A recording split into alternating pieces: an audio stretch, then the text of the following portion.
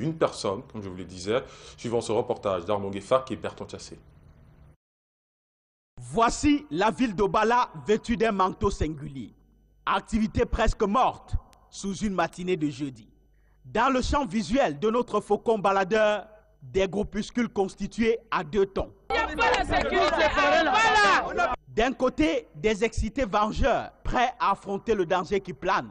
Et de l'autre, des frileux versés dans un Congossa concocté à partir de la situation devenue critique de la localité. La contrée sort à peine d'un match sanglant baptisé machette contre couteau. Ce petit bar populaire du coin, désormais reconnu comme premier terrain des affrontements hier nuit. On a vu un groupe de gars qui a atterri comme ça de nulle part, avec des gourdins, des machettes et des couteaux à main. Ils ont commencé à assommer les clients qui buvaient, assommer tout le monde, ramasser les pierres, viser à tout le monde, ancrer, casser toutes les chaises, porter. Il y avait l'écran qui était là, porter l'écran, partir avec.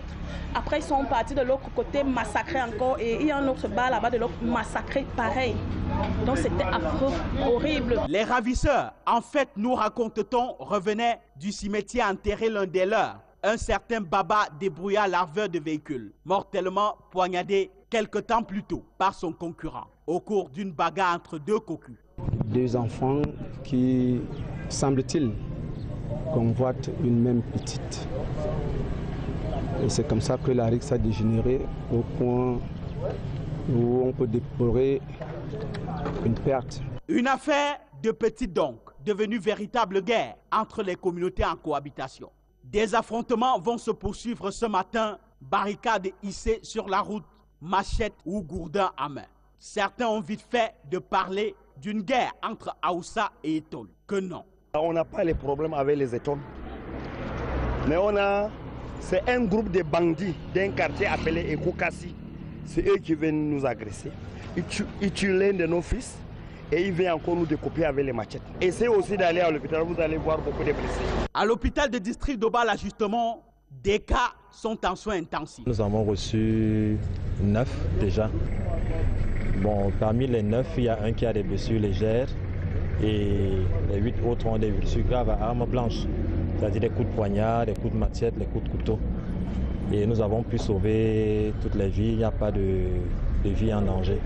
Quelques blessés sont dans d'autres centres de santé de la ville. La situation a mobilisé les forces de l'ordre et les autorités administratives avec le préfet de la Léquié en première ligne. Bilan officiel.